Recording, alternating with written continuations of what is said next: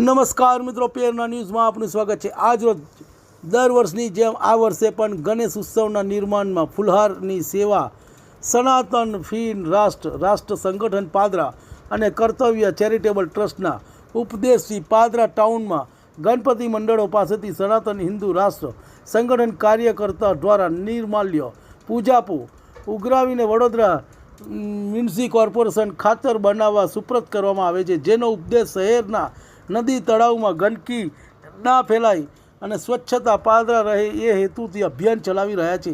આપ સૌ સાથે જોડાઈને સેવા કાર્ય સહભાગી કાર્ય બનાવવા વિનંતી અને આવો સાથે મળીને દેશના સ્વચ્છતા અભિયાનમાં જોડાઈને દેશની સેવા કરીએ। રિપોર્ટ અલ્પેશ જાદવ, જિગ્નેશ મિસ્ત્રી, પાદરા। તમને અમારા સમાચાર પસંદ આવ્યા હોય તો લાઇક, શેર, બેલ આઇકોન અને સબસ્ક્રાઈબ કરો।